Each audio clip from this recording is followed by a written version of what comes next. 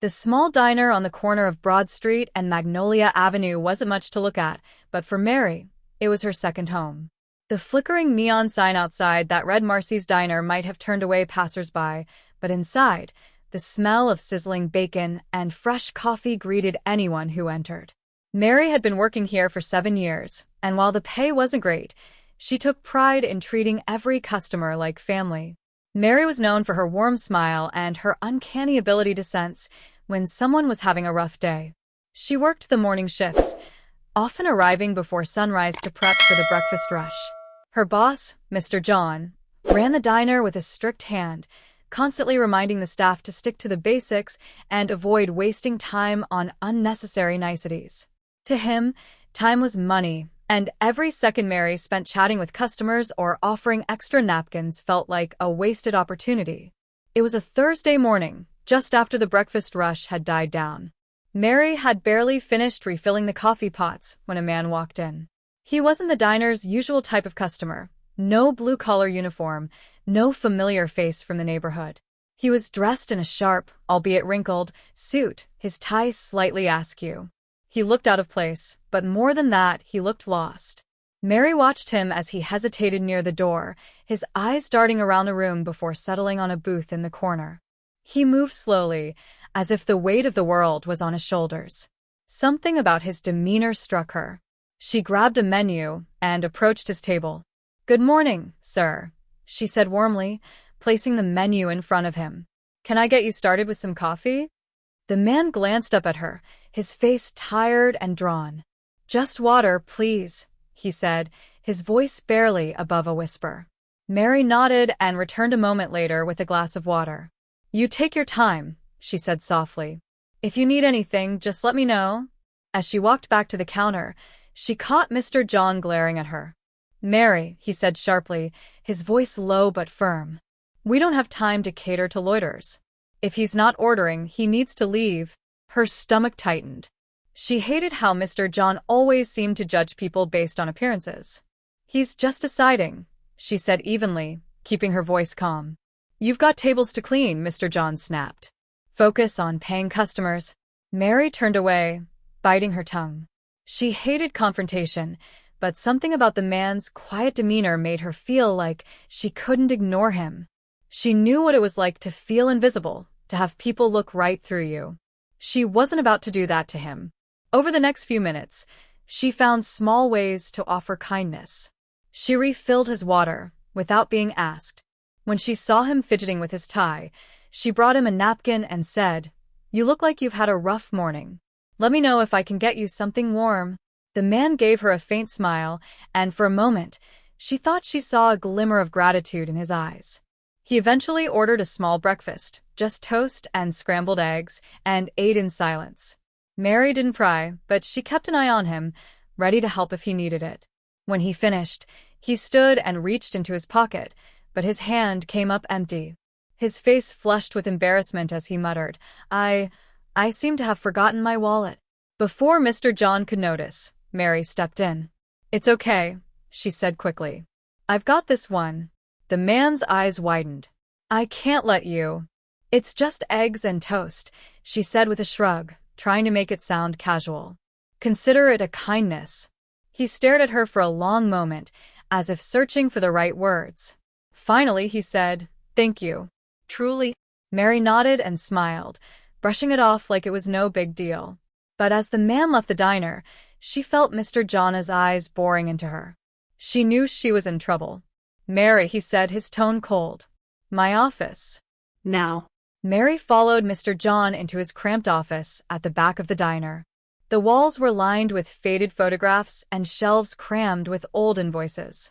The room smelled faintly of stale coffee and frustration, a fitting backdrop for what Mary knew was coming. Mr. John didn't waste time. "What were you thinking giving that man a free meal?" he demanded, his voice sharp enough to cut through the hum of the diner outside.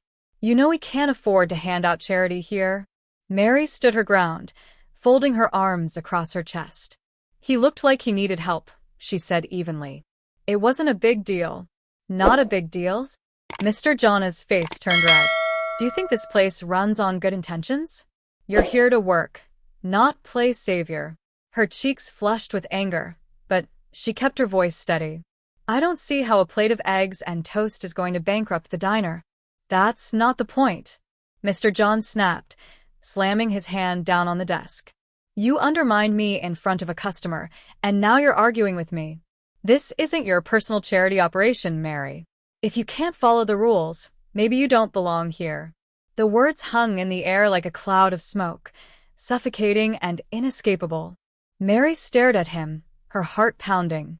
She thought about the years she'd spent working at the diner. Long hours on her feet, dealing with difficult customers, cleaning up messes without complaint. All of it felt meaningless in this moment. Fine, she said quietly, swallowing the lump in her throat. If that's how you feel, I'll go. Mr. John blinked, clearly not expecting her to call his bluff. You're fired, he said after a pause, his voice lower now but no less firm. Pack up your things and leave. You can pick up your final paycheck at the end of the week.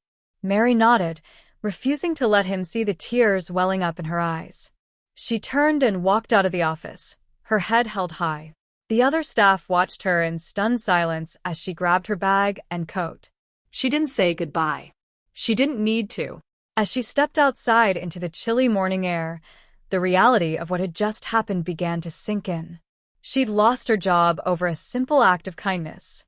She felt a mixture of anger and sadness, but beneath it all was a quiet sense of resolve. She'd done what she believed was right, and no one could take that away from her. The walk home was long and quiet. Mary lived in a small apartment above a laundromat a few blocks away. The place was modest but clean, with just enough room for her and her tabby cat, Smokey. As she climbed the stairs to her front door, her legs felt heavier with each step. Inside, Smokey greeted her with a soft meow, weaving between her legs as she kicked off her shoes. Mary sank onto the couch, her head in her hands. She replayed the morning in her mind, second-guessing herself at every turn. Had she made the right choice? Could she have handled things differently? The doubts gnawed at her, but deep down, she knew she couldn't have ignored the man's obvious need for help. That night, she lay awake in bed, staring at the ceiling. Bills piled up in her mind, each one demanding an answer she didn't have. Rent was due in 2 weeks, and she didn't have a backup plan. Still, something in her heart told her that this wasn't the end of her story. It couldn't be. The next day, she woke up early, determined to figure out her next steps. But just as she was pouring herself a cup of coffee, there was a knock at the door. She froze, her heart skipping a beat. She wasn't expecting anyone. Setting her mug down, she walked to the door and opened it cautiously. Her breath caught in her throat when she saw who was standing there. It was him, the man from the diner. Only now, he didn't look lost or disheveled. He stood tall, his suit crisp, and his expression calm but serious. In his hand was a small envelope. "Good morning," he said, his voice warm and steady. "I owe you an explanation. I owe you." Mary's first instinct was to close the door. It wasn't that she was angry at the man, far from it, but the shock of seeing him again so soon made her hesitate. Still, there was something in his eyes, a quiet sincerity, that made her pause. "May I come in?" he asked, holding the envelope up as if it were a peace offering. Mary glanced at the envelope, then back at him. Finally, she stepped aside. "Sure," she said cautiously. "But I hope you're not here to apologize for what happened. That wasn't your fault." The man stepped into her modest apartment, taking in the sparse but tidy living space. Smokey, ever the curious cat, padded over to inspect the visitor. The man crouched slightly, offering his hand. "Friendly little guy," he said with a small smile. Mary folded her arms, watching him carefully. "Look, I don't mean to be rude, but why are you here?" The man straightened up, his smile fading. "First, let me introduce myself properly. My name is Jonathan Reeves," he said. "And before I explain, I need you to know something. What you did yesterday meant more to me than you can imagine." Mary frowned, unsure how to respond. "I just brought you some eggs and toast," she said, her tone guarded. "It wasn't anything special." "That's where you're wrong," Jonathan replied. "You treated me like a human being when I felt like nothing. Do you know how rare that is? Mary shook her head, still unsure what to make of this conversation.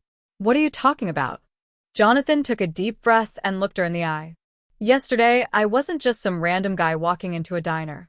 I was testing something, an experiment, if you will. An experiment? Mary repeated, her voice tinged with disbelief.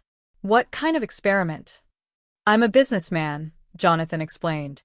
I own several companies across the country. But recently, I've been looking for something different. People keep telling me how disconnected I've become, how out of touch I am with the struggles of everyday life. So, I decided to see for myself. I left my wallet at home, dressed down, and visited places like your diner to observe how people treat someone they think has nothing to offer. Mary's eyes widened. So, you're saying you were pretending? Jonathan nodded.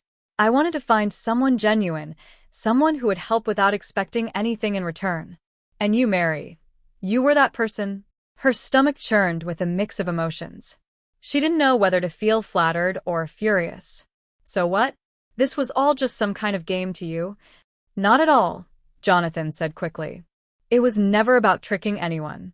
It was about finding people who still believe in kindness, even when there's no reward in sight. And you, he paused, reaching into the envelope. You gave me hope. He handed her the envelope, and Mary hesitated before taking it. Inside was a check, a number so large that her breath caught in her throat. Her hands trembled as she looked back at him. This can't be real, she whispered. It is, Jonathan said softly. It's not just a thank you. It's an investment in you. I believe you have something special, and I want to help you use it. Mary stared at the check, her mind racing. Part of her wanted to reject it outright. She wasn't the type to take handouts.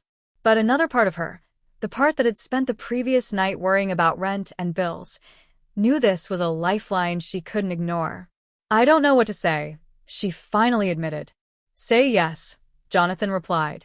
Let me help you build something better for yourself. You deserve it. Mary sat down on the couch, her hands gripping the check as if it might disappear.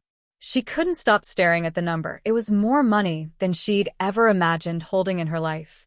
Smokey jumped up beside her, oblivious to the tension in the room, and nuzzled against her arm.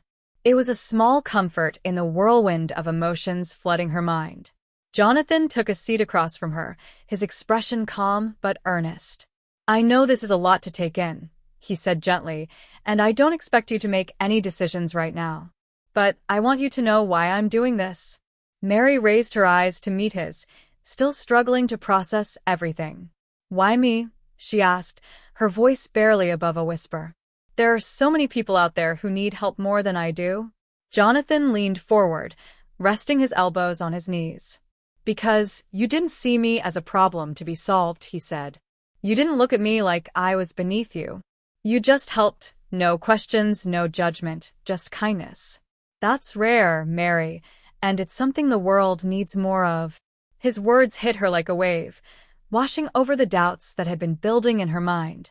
She thought about her years at the diner, the countless times she'd stayed late to help a coworker or slipped a few dollars into the tip jar of a struggling busboy.